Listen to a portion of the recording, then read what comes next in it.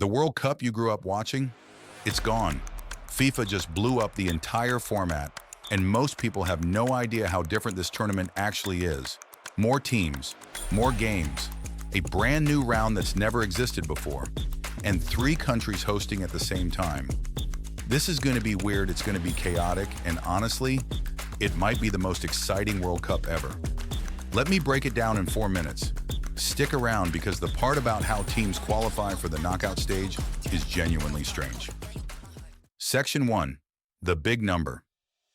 Let's start with the headline. 48 teams, not 32, 48.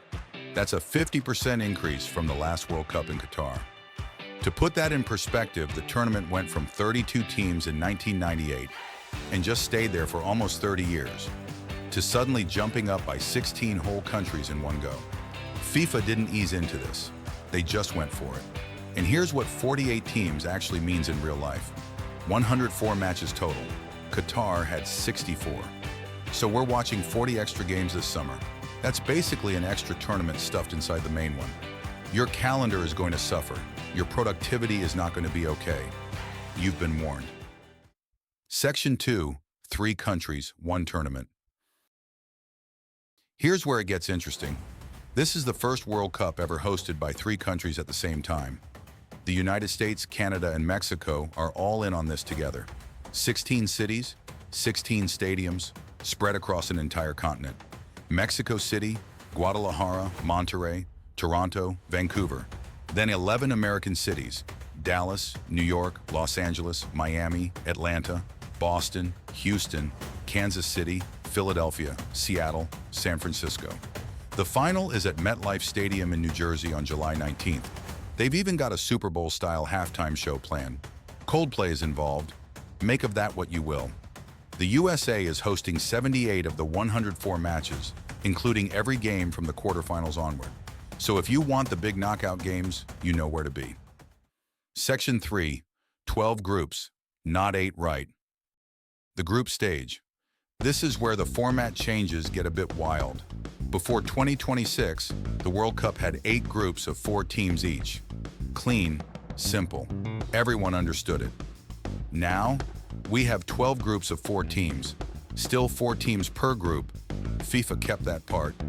But now there are 12 of them, which means 72 group stage matches alone. That's more games than the entire 2018 World Cup in Russia. Each team still plays 3 games. Top 2 from every group go through automatically. That part hasn't changed.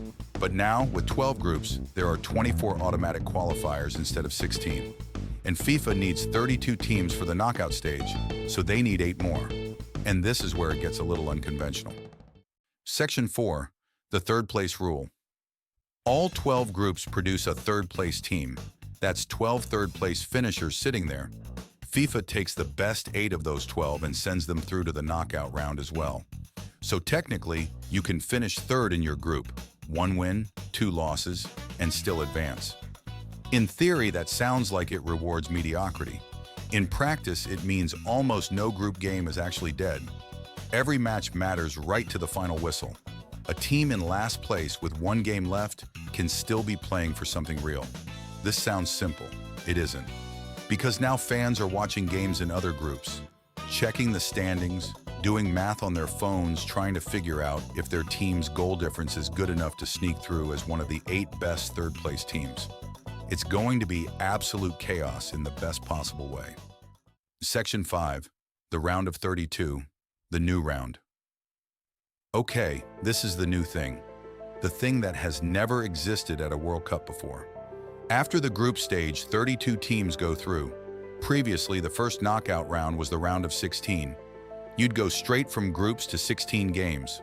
Not anymore.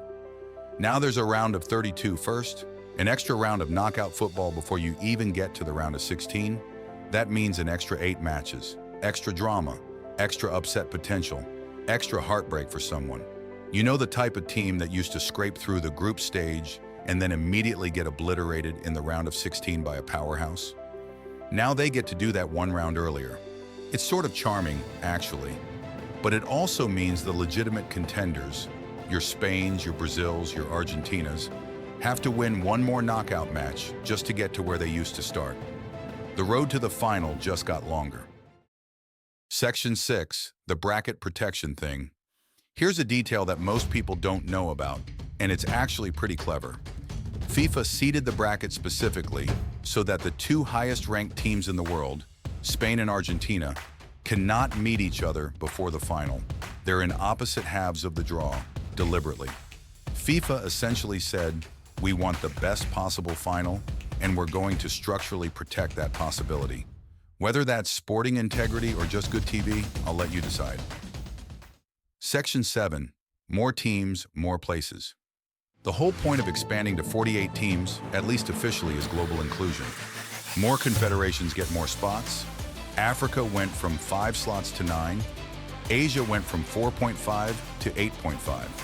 CONCACAF, which covers North and Central America and the Caribbean, went from 3.5 spots to 6.